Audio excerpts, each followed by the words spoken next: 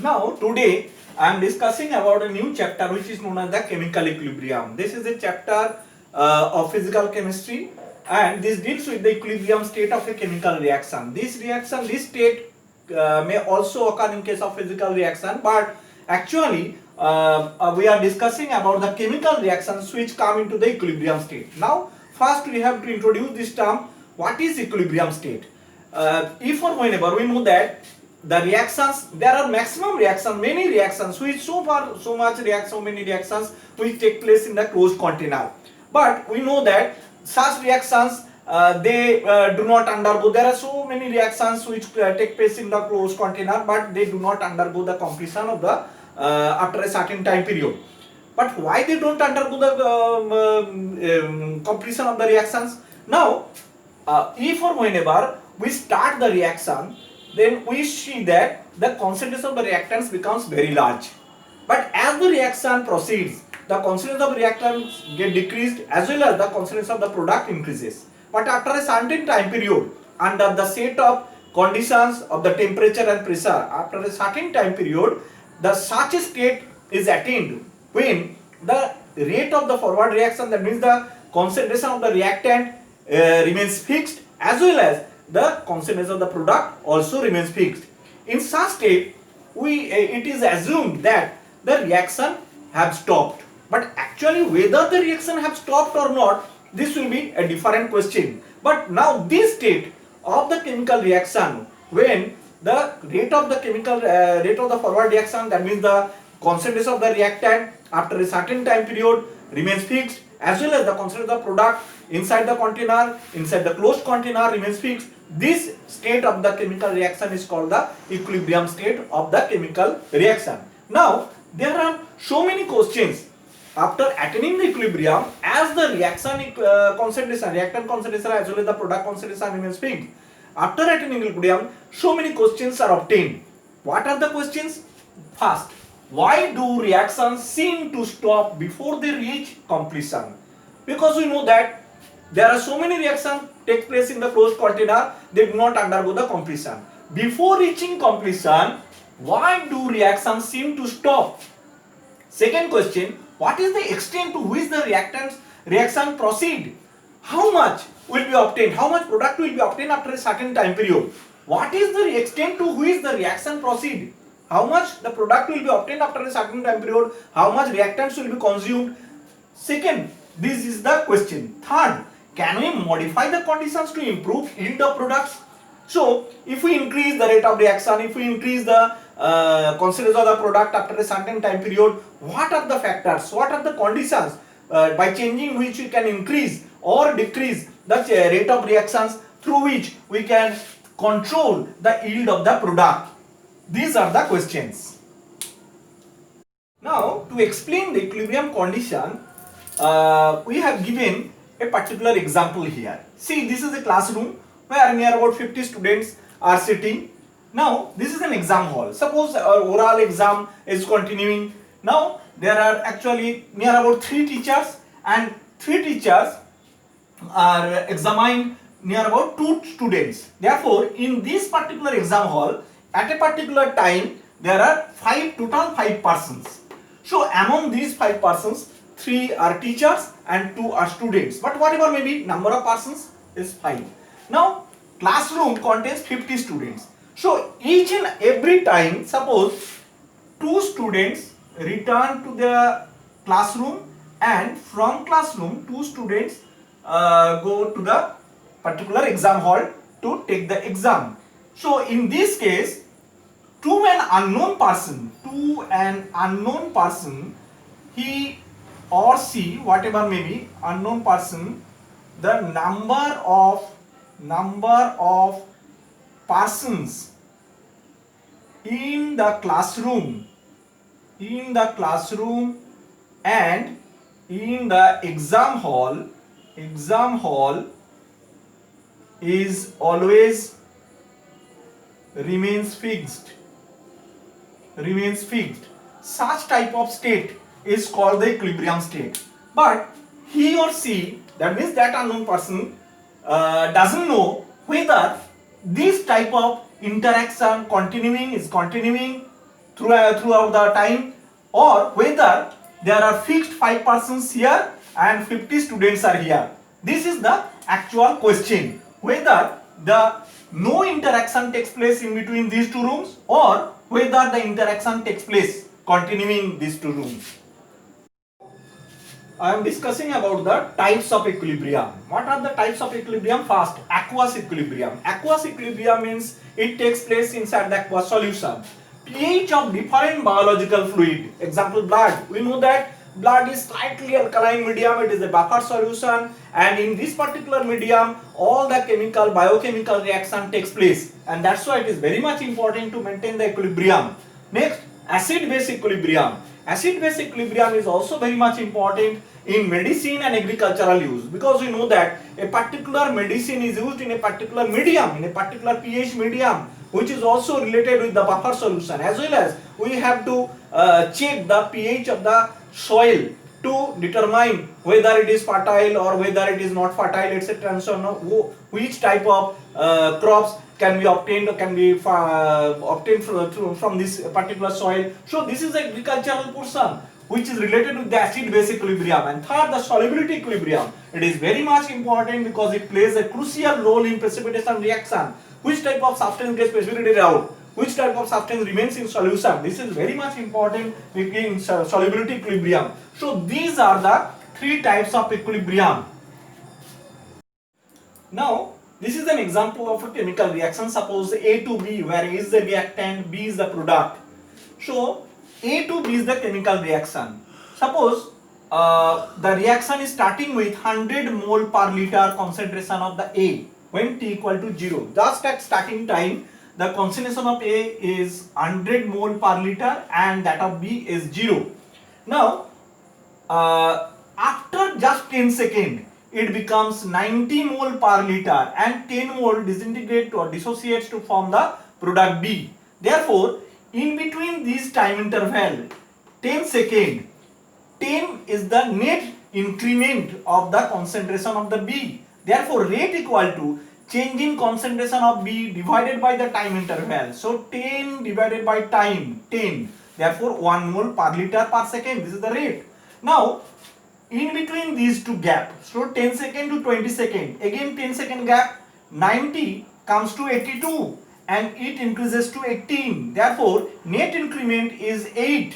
So 8 mole per liter concentration of B increases in 10 second. Therefore, rate becomes 8 by 10. Therefore, 0.8. It becomes 0.8.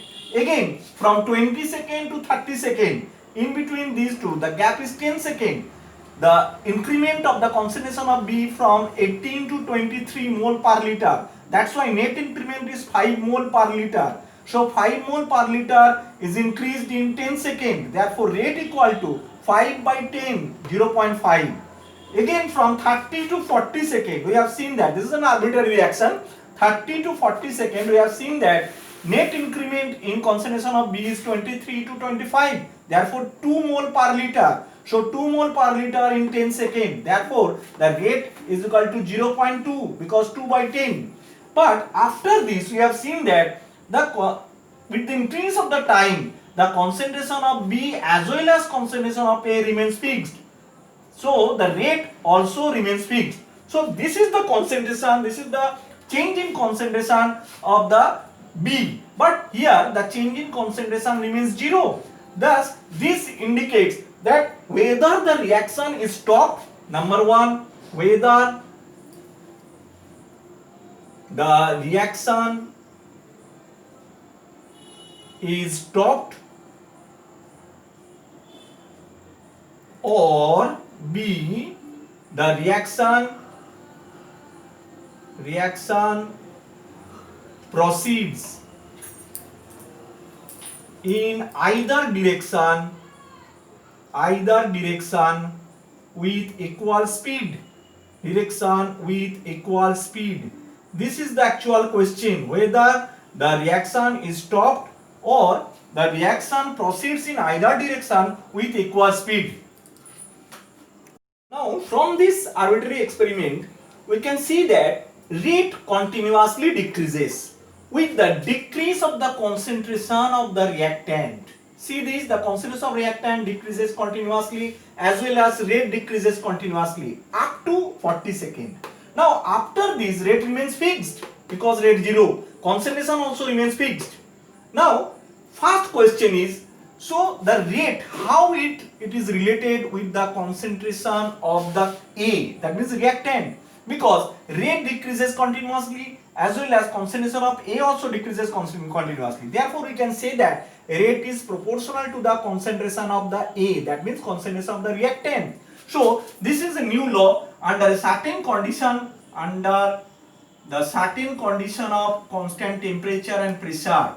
The rate of a chemical reaction in a closed container is directly proportional, whether the reaction may take place in a closed container or not, that doesn't mean, but the rate of a chemical reaction is always directly proportional to the concentration of the reactants. If or whenever there are more than one reactants are present, then the concentration of each reactant, every rate depends on concentration of each and every reactant. See, this rate is proportional to the molar concentration of the reactant. This denotes the molar concentration, but actually molar concentration, but actually it is actually the activity.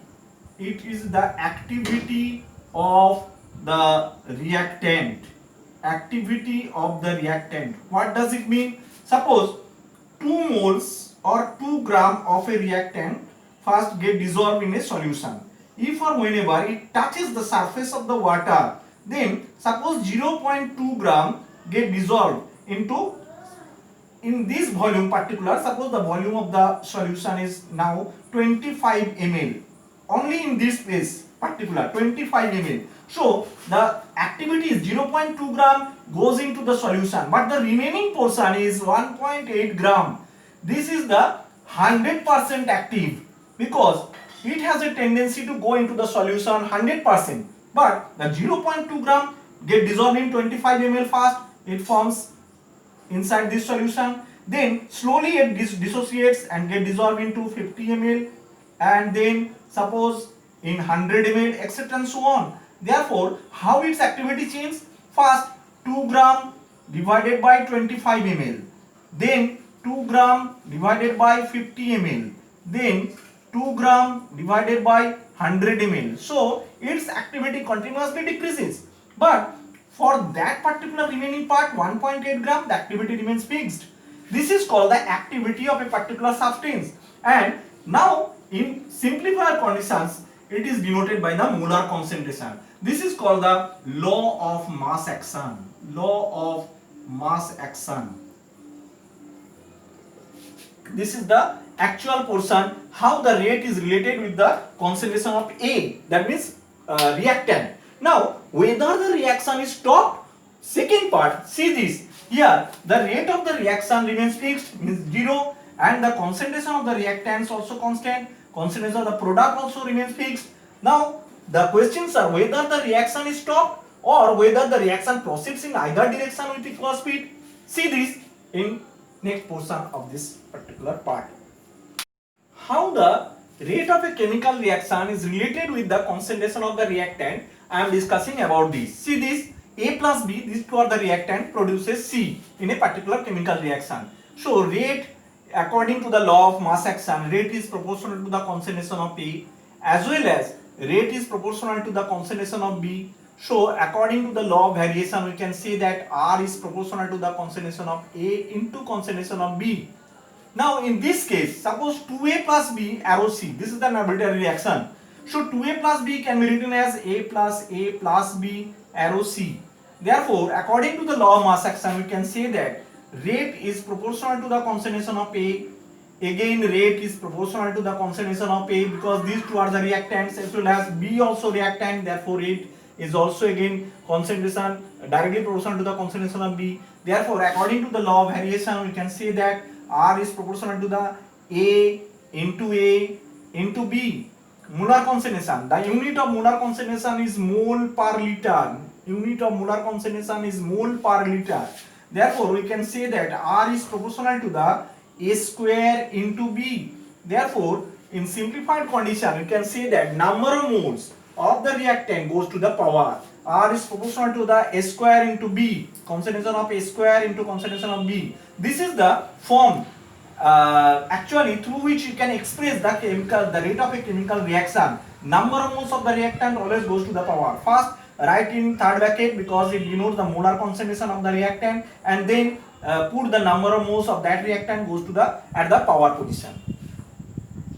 Now, our question was whether the reaction is stopped at the equilibrium state, whether the reaction has stopped or it goes in either direction with equal speed. This is the question. Now, to explain this question, I have given a particular example where potassium iodide 128. This is the natural isotope of iodine. This forms a saturated solution inside the container. This is a saturated solution of potassium iodide 128. Now we drop a crystal, suppose 2 gram of that crystal of potassium iodide 131. Iodine 131 is radioactive, hence this crystal is also radioactive in nature. Now if or whenever we drop this crystal inside the solution, the question arises first whether the solution becomes radioactive or not, because we put here active or not, because we put here the crystal of a radioactive element, potassium iodide 131, radioactive substance which contains iodine 131 which is radioactive. So if or whenever we drop this crystal, the question arises whether the solution now becomes radioactive or not, because it is a saturated solution, and in this particular saturated solution we put this crystal, suppose 2 gram of that crystal inside the solution. Now what happens? So if the reaction is stopped, suppose the case 1 reaction is stopped, and the case 2 is it goes in either direction with equal speed. Now what happens if the reaction is stopped? No further dissolution of the crystal takes place. Though we know that it is a physical equilibrium, no further dissolution takes place. So no further dissolution of crystal takes place. That means the solution becomes non-radioactive or solution remains non-radioactive. But if it goes in either direction with equal speed, then dissolution of crystal occurs, which means the solution becomes radioactive. Actually, it is seen that in the experiment, it is seen that the solution becomes radioactive. Though the mass of the crystal remains fixed.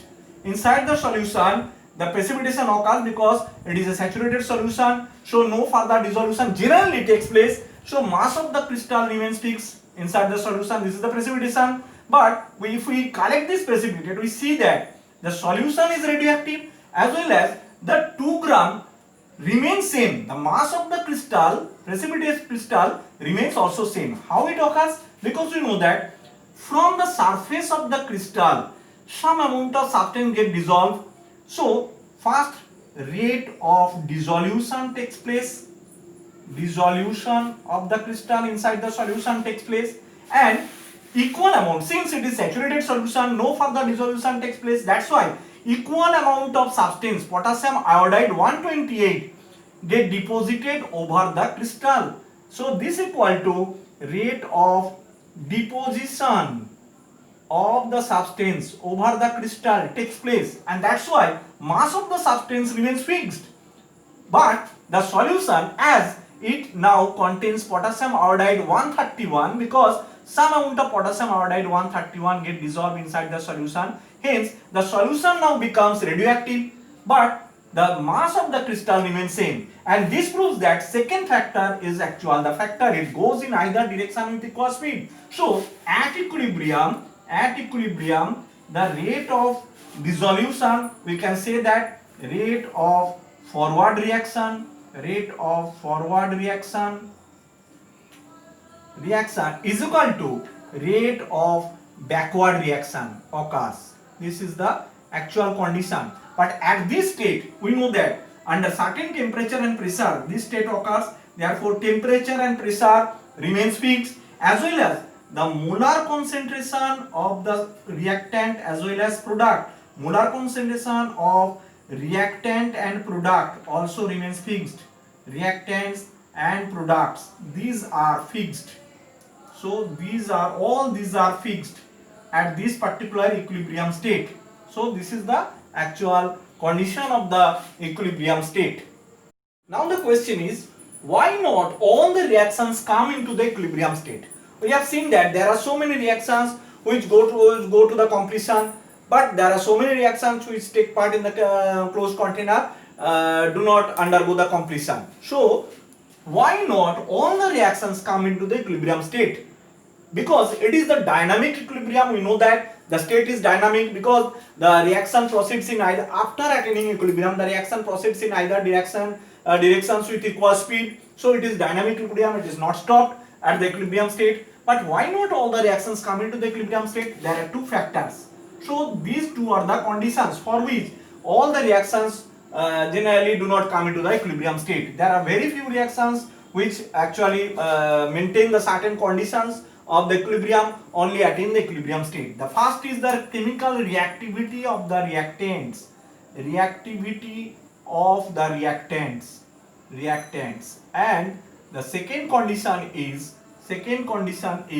the state of the products. Now, how the first factor operates? Reactivity of the reactant. See this, sodium, when comes in presence of contact with water, produces sodium hydroxide and liberates hydrogen gas. This reaction takes place so vigorously that the reaction medium catches fire, because sodium, the chemical reactivity of sodium is very high. So actually it reacts explosively, and that's why it goes to the completion. So such type of reaction goes to the completion. This reaction goes to the completion because here the chemical reactivity of sodium is very high. Chemical reactivity is very high. Therefore, we can say that, for this particular purpose, we can say that rate of forward reaction, that means rate of forward reaction is very high, and rate of backward reaction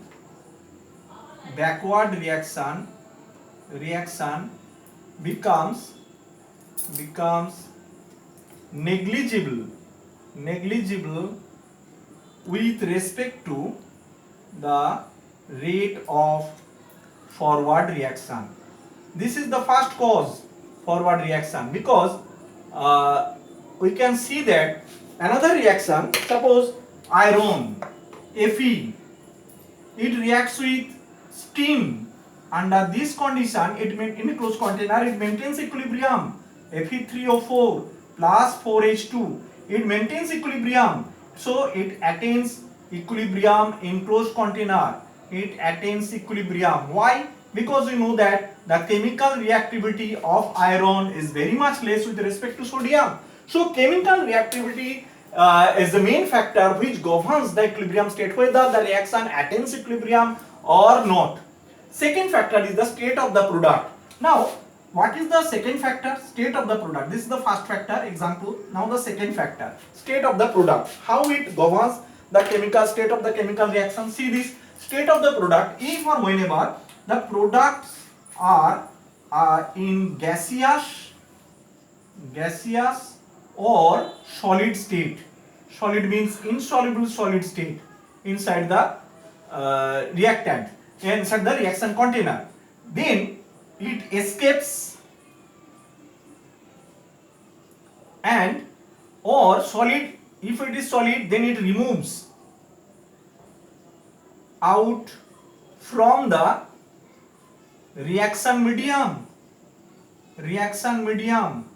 That's why they do not take part in the chemical reaction, so no further backward reaction take place here. And that's why such type of, in such conditions where the products are either in gaseous state or solid state, because if the container is not closed, it is open container, then the produced gas will be escaped. If the solid, it is produced solid, suppose silver nitrate reacts with HCl, it produces a HCl precipitate, white color solid, and it is insoluble in water. That's why it removes from the reaction medium, and hence it has no tendency to return to the reactant's state. That means silver nitrate plus HCl always goes to the completion to form the silver chloride. So if or whenever the insoluble solid is produced as the product, or the gas is produced which is escaped from the reaction medium, they have no tendency to return, and hence they do not maintain the equilibrium. And these are the two final conditions which govern the equilibrium state.